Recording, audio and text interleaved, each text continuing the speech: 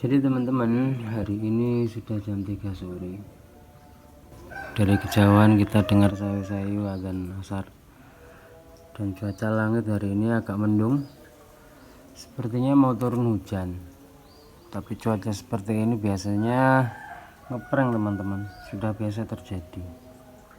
Sepertinya agak mendung, tapi ujung-ujungnya enggak ada yang terjadi, tidak ada apa-apa.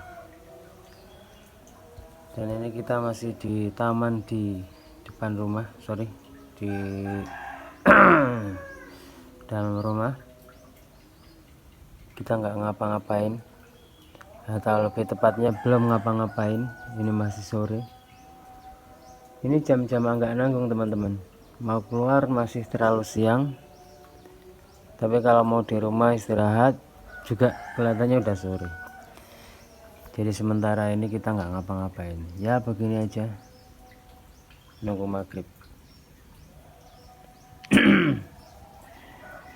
Bagaimana dengan kampung Anda teman-teman?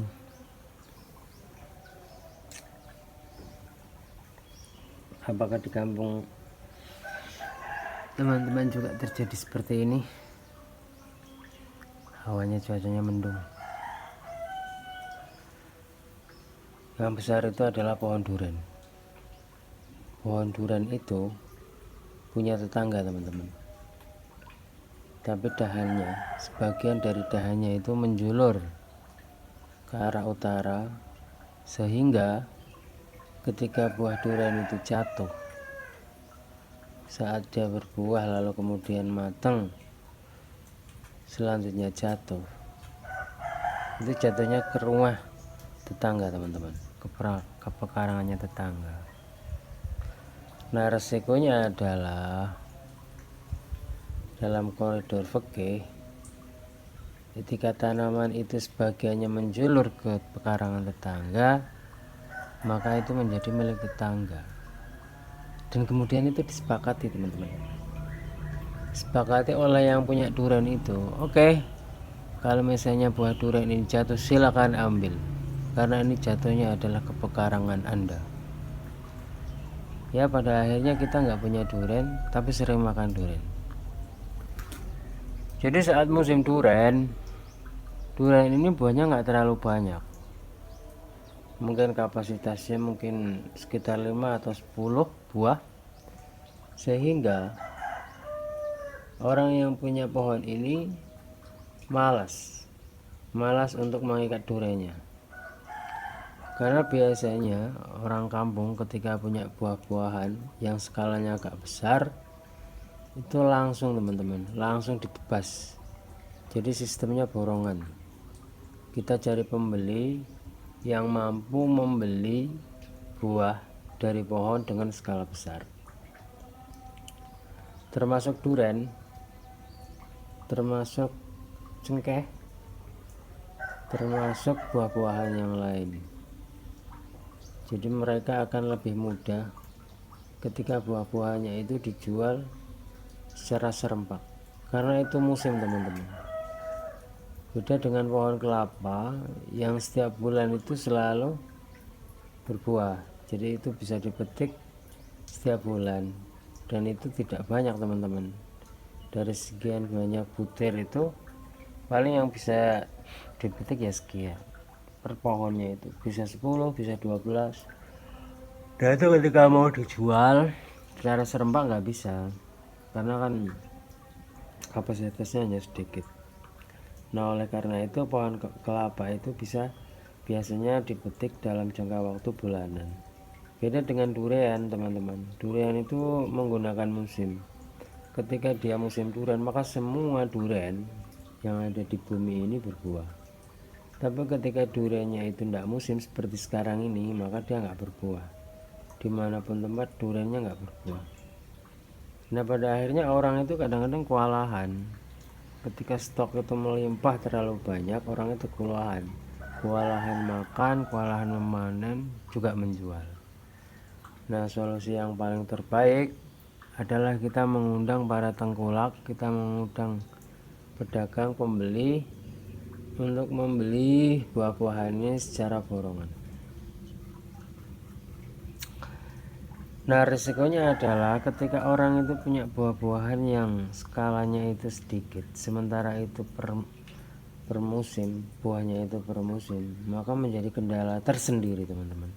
Seperti durian ini, mau diborongkan itu sedikit, nggak diborongkan itu ya berbuah.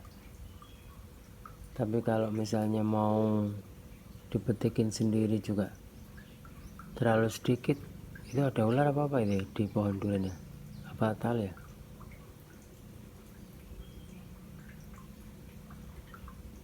Oh ya, dahan mungkin teman-teman, seperti ular. Nah, akhirnya dibiarkan sampai jatuh, karena memang jumlahnya itu nggak terlalu banyak, paling 5 sampai 10. Nah, resikonya ketika jatuh buah durian itu diambil orang. Mereka-mereka yang sudah duluan menemukan itu biasanya ngambil, dan bagi yang punya durian itu sudah diikhlaskan.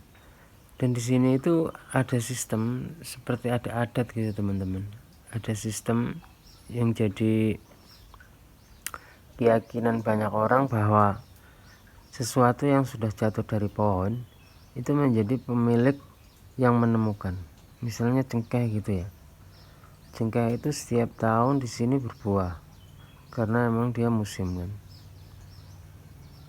Tapi uniknya orang-orang yang tidak punya, artinya bukan pemilik, itu boleh mengambil rontokan-rontokan cengkeh yang sudah jatuh. Jadi tidak semua buah cengkeh itu bisa dipanen teman-teman. Ada sebagiannya itu, sebagian kecil itu yang rontok jatuh. Nah, itu sudah menjadi kesepakatan di sini, siapapun itu yang menemukan maka boleh mengambilnya. Maka sudah menjadi tradisi ketika sudah pagi datang setelah subuh, orang itu sudah siap-siap untuk mencari rontokan-rontokan cengkeh itu di tetangganya. Nah, termasuk durian itu ketika jatuh maka menjadi pemilik yang menemukan. Ya kecuali misalnya yang punya itu, pemilik pohonnya itu ada berada di lokasi waktu itu, maka orang lain pun tidak berani mengambil teman-teman. Tapi kalau misalnya tidak ada orang, maka itu bisa menjadi pemilik yang menemukan. Nah, solusinya ketika ada orang yang tidak ingin buah-buahannya itu dimiliki oleh orang lain, maka jangan sampai jatuh. Nah, durian ini biasanya diikat teman-teman menggunakan tali rafia.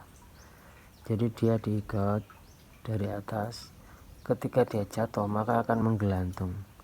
Lah, buah durian itu paling enak itu ketika matangnya itu di atas, artinya masir. Jadi dia tua terus kemudian matang, karena sudah terlalu matang dia jatuh. Nah, itu orisinal teman-teman, asli enak itu. Nah, ada beberapa penjual baik di mall maupun di pinggir jalan itu duriannya nggak langsung matang, tapi ditunggu di bawah.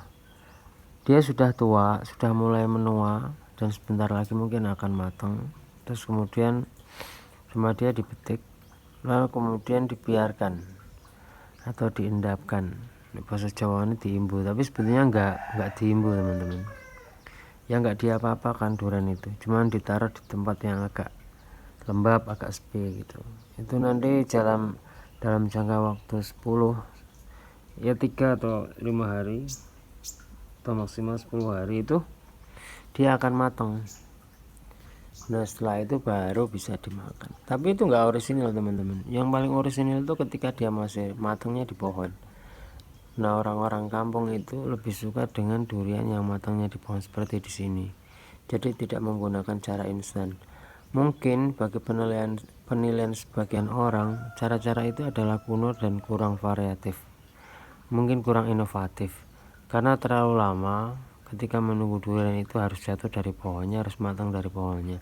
Maka ada solusi lain, ada inisiatif lain untuk membuat durian itu matang lebih cepat. Tapi hakikatnya sebetulnya ketika orang itu mau meneliti, durian yang matang di pohon itu jauh lebih enak teman-teman, jauh lebih enak, jauh lebih alamiah, Dan kemungkinan suatu saat ketika orang kota-kota yang sok-sokan pintar itu sadar bahwa durian yang matang di pohon itu jauh lebih enak, lebih orisinil, maka itu akan dibedakan harganya, akan jauh lebih mahal. Orang akan promosi bahwa durian ini matang di pohon. Sementara ini penemuan durian-durian yang matang di bawah atau dengan hasil rekayasa manusia itu kelihatan lebih keren, karena itu hasil kecerdasan, itu ada kekayaan intelektual. Tapi nanti suatu saat orang akan lebih suka makan yang orisinil. Dan sekarang pun sebagian besar itu orang yang sudah mulai ada yang melakukan hal-hal semacam ini, teman-teman. Jadi mengurangi bahan kimia. Ya seperti pertanian itu, kalau dulu kan menggunakan obat-obat kimia, sekarang pakainya yang alamiah. Jadi nggak menggunakan pestisida, nggak menggunakan urea, nggak menggunakan apa-apa, tapi dengan barang-barang atau pupuk-pupuk yang herbal, yang alamiah, seperti kotoran kambing atau mungkin yang lainnya. Itu pun ketika kotoran-kotoran itu dihasilkan dari makanan-makanan yang fermentasi, seperti ayam misalnya, ketika sudah biasa dimakani pur, itu kotorannya juga sudah tidak alami lagi katanya. Jadi butuh effort yang lebih tinggi. Jadi semuanya serba alami dan itu akan lebih bagus, teman-teman. Wow, tidak terasa sudah 10 menit kita menunggu maghrib. Sementara ini kita nggak ngapa-ngapain di sini, ya bercakap-cakap saja. Dan sebentar lagi mungkin ada banyak orang yang akan keluar di jalanan, dan kita juga sebentar lagi akan keluar. Ini direview sedikit, teman-teman. Di pekarangan saya ini di dalam rumah, jadi rumahnya tuh ada petak yang bolong, terus kemudian di tengah-tengah sini sengaja tidak dikasih atap biar sirkulasi udaranya itu lebih segar. Jadi ini simulasi yang ada di alam liar, teman-teman. Mungkin kalau ini di kota lebih keren ya, tapi karena di desa ya kelihatan biasa aja, karena kita keluar sebentar aja udah hutan semua tuh. Ya maksudnya kalau misalnya di hutan, di luar rumah yang nggak seberapa jauh ini sudah ada hutan, ngapain kita harus bikin? Ini kan hanya nilai estetika. Mungkin kalau ini di kota mungkin akan lebih menarik ya, karena udaranya akan terasa lebih segar. Di sini juga terasa, tapi kan nggak terlalu terasa. Nah, ini ada beberapa pot yang diisi dengan beberapa tanaman. Seperti yang sudah pernah saya katakan beberapa hari yang lalu, saya tidak terlalu suka dengan bunga-bungaan, teman-teman. Bunga itu nilainya hanya nilai keindahan, ada estetikanya di sana. Sementara buah-buahan atau mungkin sayuran itu punya nilai plus, ya ada keindahannya, tapi ada nilai lebihnya, karena itu komoditi, jadi kita bisa makan. Terutama buah ya. Ini kalau sayur juga bisa, tapi sayurnya punya ibu saya itu. Ada beberapa tanaman di sini seperti tomat. Terus ini selong. Ini daun apa ya kalau bahasa Indonesia? Kalau di Jawa namanya selong. Bukan serai, ini selong. Lengkuas mungkin ya? Bukan, lengkuas itu Laos. Itu apa namanya lupa saya. Udah tua ya, suka lupa. Terus kemudian ini ada bayam, ya kan. Terus ada juga pepaya kates. Terus yang di pot-pot kecil ini dari Aqua, ini pemberdayaan sampah. Ini adalah buah stroberi, cuman nggak tahu ini sudah habis. Nah, sisa-sisanya sebagiannya masih ada di sana, teman-teman. Nah, yang itu stroberinya stroberi lokal, nggak terlalu gede tapi nggak terlalu kecil, tergantung pupuknya ya. Kalau misalnya pupuknya cocok dan pupuknya alamiah, itu stroberinya bisa gede, teman-teman. Tapi kalau pupuknya nggak cocok ya kecil. Rasanya manis kecut ya, seperti stroberi pada umumnya. Lalu ada anggur. Anggur ini adalah salah satu eksperimen gagal, karena anggur ini anggur lokal. Anggur lokal itu cocok akarnya ketika ditanam di lokal, tapi buahnya nggak cocok, teman-teman. Buah yang dihasilkan itu kurang maksimal. Ini anggurnya tuh kecil dan kadang-kadang ada yang asam. Kebetulan enggak asam, cuma kecil. Nah, varian-varian anggur yang baik itu adalah ada penyambungan. Di bawah itu menggunakan akar lokal karena memang kontur tanahnya cocok dengan akar lokal. Terus kemudian di atasnya itu menggunakan buah-buah yang impor. Jadi disambung teman-teman. Akhirnya itu elaborasi itu akan menghasilkan buah yang diinginkan. Jadi buahnya enak, manis, tapi tetap bisa tumbuh. Karena kalau misalnya kita langsung pakai buah-buah yang impor ditanam di dalam tanah, itu kadang nggak tumbuh, pertumbuhannya kurang baik dikarenakan kontur tanahnya nggak cocok teman-teman. Sebetulnya anggurnya nggak cuma satu itu, ada satu lagi yang di sana tapi nggak tahu dipotong. Oh enggak, itu sama tapi dibrodoli begitu ya, karena anggurnya kurang menarik. Jadi kita butuh penyambungan. Lalu kemudian ada kacang. Di sana ada kacang, kacangnya kacang panjang. Ini adalah hobi sampingan dari Mae, dari ibu saya, suka nanam sayuran. Ada juga cabai, terus itu ada kunyit, terus ada lagi jipang teman-teman. Itu antara jipang dan ketimun ya. Mentimun kemarin sudah berbuah tapi sebentar tok, terus kemudian pohonnya habis. Jadi mentimun itu sekali panen, beda dengan terong ya. Kalau terong di situ di sebelah rumah banyak teman-teman punya Pak Haji. Kalau terong itu berbuah terus, jadi kita sekali tanam buah-buahannya itu bisa kita panen terus. Saya nggak tahu durasi waktu hidupnya terong itu berapa lama, saya kurang tahu. Akan tetapi terong itu bisa berbuah terus. Jadi tidak mengenal musim karena dia selur, dan juga tidak seperti ketimun yang sekali berbuah terus kemudian habis. Itu mungkin bertahan mungkin sampai 1 atau mungkin 2 tahun. Jadi tiap bulan itu bisa metik. Kalau kita tanam terongnya banyak, itu ya panennya bisa banyak teman-teman. Jadi betapa Tuhan itu adil ya. Dimana-mana yang dibutuhkan itu selalu berbuah, dimana-mana yang bisa ditinggalkan itu juga tidak selalu berbuah. Misalnya cabai, terong itu kan kebutuhan pokok karena dia bumbu dapur, jadi dipakai makan oleh semua orang. Pada akhirnya itu terus akan terjadi terus. Jadi kita tanam cabai hari ini, maka beberapa bulan kemudian akan tumbuh. Nanti orang lain begitu juga, terus begitu. Akhirnya tambah sulam. Dari sekian banyak penanam itu kita tidak pernah kehabisan stok teman-teman. Jadi stok sebelah sini habis, yang sana panen, yang sana habis, yang sini panen, terus begitu.